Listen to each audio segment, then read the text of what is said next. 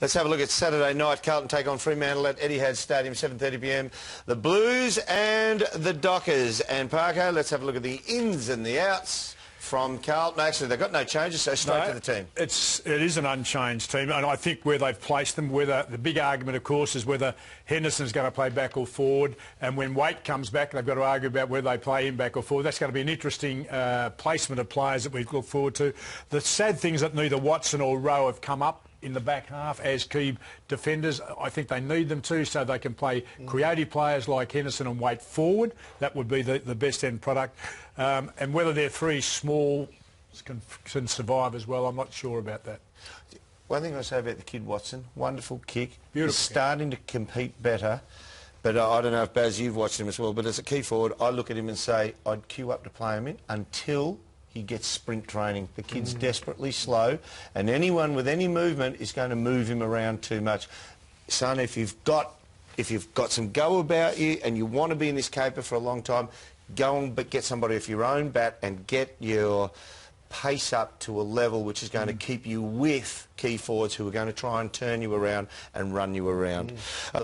For the Blues, Ballantyne's a fantastic in for Fremantle. I actually love the way he goes about it. He'd be a great teammate. He'd be someone that you'd love to absolutely play with. But look, you look across the board, they played well last week. They only had 33 inside 50s against the Adelaide last week, but they had 14 marks inside 50. And watching their vision, the way they kicked the ball and were patient, because Adelaide had a lot of numbers back at times, and they just used it sharp, used it forward all the time, and they were able to get on the end of it inside forward 50. So that was probably the most important part of that. There are a couple of other areas of the game that I'd like to look at as well, and they're thanks to Vero, and they're good performance indicators for both sides. Fremantle, they're ranked 2 for corridor use, so they like to get the ball and get it going, which surprised me a little bit because, you know, they do get a lot of numbers in that area and go back through, so I thought they went a little bit wider than that.